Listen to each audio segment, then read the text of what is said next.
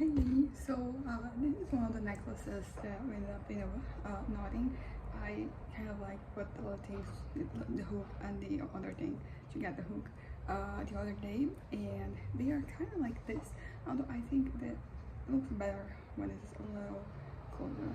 But I'm gonna wear it right here for right now. And let me tell you, it feels really good if you wear something that like I completely made. I bought the rope. I tied it. I dyed it, and then I tied it. I knotted it, and then I added like the finishing. Same thing with like my earrings. Recently, I'm really happy, and it feels it's interesting. And I feel like this is a feeling that you can get from just whenever you do something with your own hands. And for example, like my ceramics, that is another example of like something that gets me feeling like I'm pretty good about myself. It makes me feel like kind of confident, I guess. And what else? The model, because the other stuff I do is more like for kind of decoration. So I mean, these ceramics, you have things that you use, that are practical applications to the things I'm making. Some of them are just for decoration, but some of them are to be used.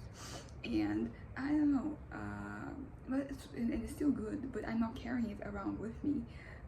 So because of the knotting, because the earrings I like, it is also me that kind of like puts everything together. They are like the wood that I use, it wasn't me who cut it. So in this here, like, it was me who did it, so it feels very good. Nothing new here. I feel like this is a very universal feeling that we all have. Like we kind of like do something that we made. But yeah, apart from that, my day has been everything has been going according to plan, and I made it in the best possible way. For example, I had to go to the state pharmacy to get medication that I take, but I had like my tattoo appointment. By the way, here it is, my new tattoo.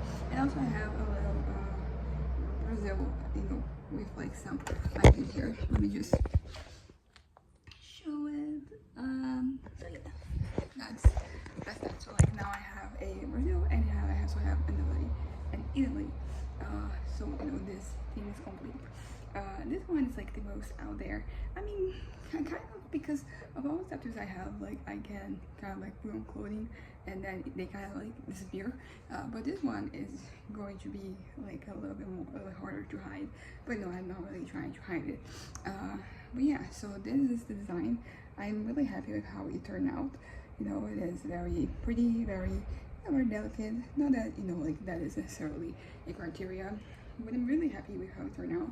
I had like a basic image that was like the design, and this one is actually mine, which is pretty cool because I don't want to just some other artist art. I mean, some artist doesn't really know that I'm using it. So this is like original art, and it's here. And I really like the design, the color, the placement, everything went exactly according to plan here. But yeah, so after that I went with my mom to the state pharmacy, and it was scheduled for like 2 p.m. and usually you can arrive like up to half an hour before or afterwards. We arrived there, it was 2:52, so we had to wait a little bit longer. Although by the line, there was like a lot of people there today. It was not like the fullest I've ever seen the place, but it was definitely like it was. I mean, maybe that's just the average, and I'm used to going at times where things are a little less hectic. And also I'm kind of like realizing that I scheduled for the same time next month, where I actually scheduled for like the time that I was going for, which was 3:30, because then it's usually a little there's like usually a little less people, so you wait for a little less. But yeah, okay, so also like the situation with my phone, I've kind of fixed it. I've contracted a new package with like 1 GB, so like I'm very careful with using it, because usually I have like 55 per month. And all that is over, and I've concluded that it was not a mistake on my carrier's fault, a mistake on their part. It was actually just an issue that we're having with Wi-Fi, because there is a, as you can see, like right there, here. This is like an extender. Probably have like a different name, but like they basically just extend the signal. And my phone was not really connecting with it because it wasn't really working. And then my mom figured everything out. She called them, and then they told her to kind of like restart it and do, you know, some other things. And like now it's working. So good for her, you know. Because usually whenever there's something, you know, IT related that has to be kind of like addressed, usually I'm the one they look for. So it's kind of interesting to just see her just like spreading her wings and doing everything and fixing the situation. But yeah, but while like now it's fixed, I won't have this issue in the future. There's still me having to deal with this, you know, the aftermath this month. So I have contracted 1 gigabyte, as I said, and I'm basically turning off my cellular data when I am outside, because then I don't want it to be consumed. I don't want, the only thing I haven't been able to find out is like what day does like my package like restarts. Yeah, I don't know.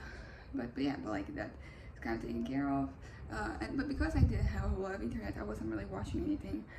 I was watching, you know, when I was getting the tattoos, because there was, you know, Wi-Fi there and I was connected.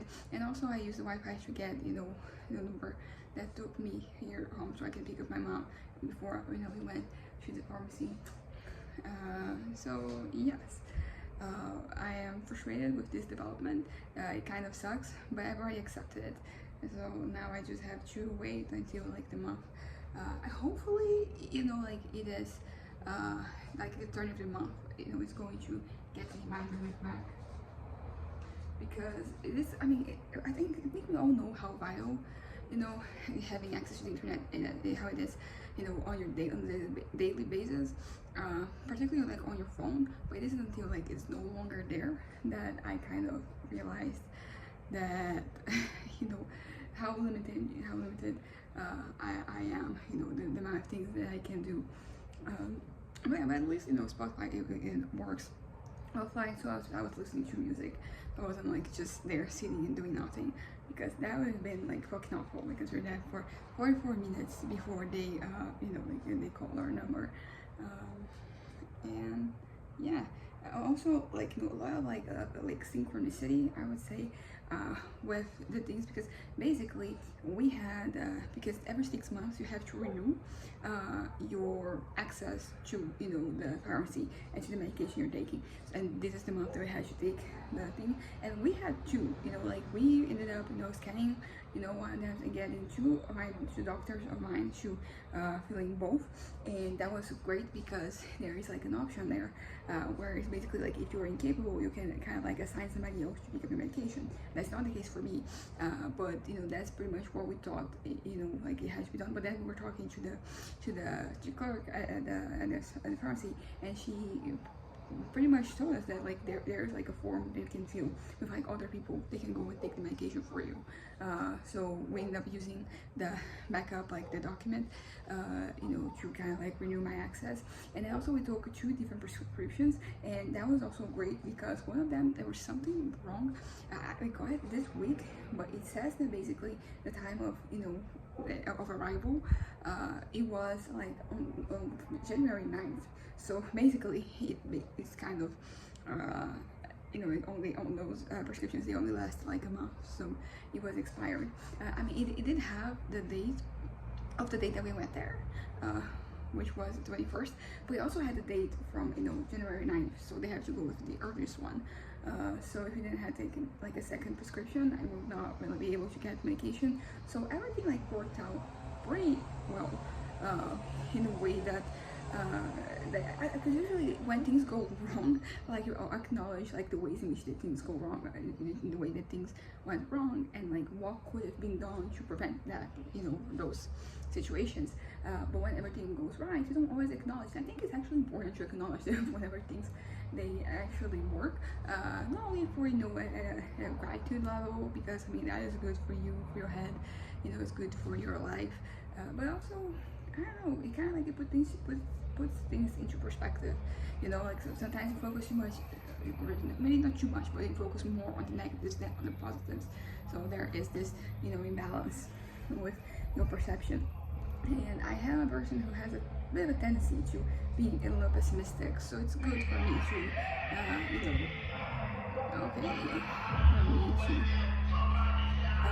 it's good to kind of acknowledge this moment when things work out perfectly, when they could. Because the reason I'm saying this is because like the first documents, like we almost didn't take, the second one, but then we were like, yeah, let's just take it, for the measure.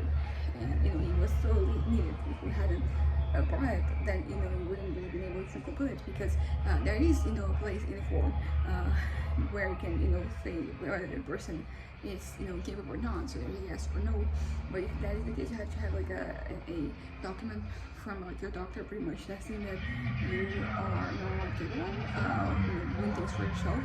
It's very heavy, and it's not what we really are going for. Just wanted to make it so, because today I almost didn't get to go because with my doctor appointment, and I was thinking about going earlier because earlier in the day, and pretty sure that we would have still gotten the medication. Pretty much what happened is that, as I said, half an hour before and after, anything beyond that, like you kind of like you're having a regular number, because you have like the numbers that are scheduled, and you have like the regular ones, and of course you have the ones for the preferential ones among both of this.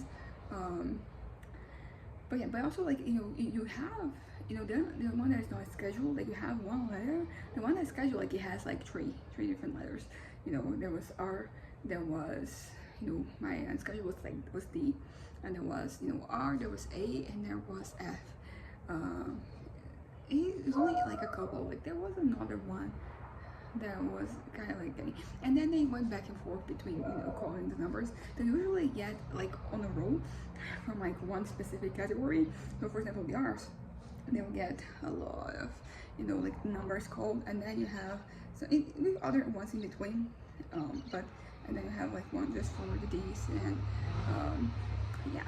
And usually like the preferential ones, like I don't know if like that's what you call it in English, the ones for like the elderly and pregnant women, and people with autism spectrum disorder, and physical disabilities, and people who are on a wheelchair, and yeah, you have also like an extra preferential for people above 80, but like the old one is above 60, which my dad actually fits in.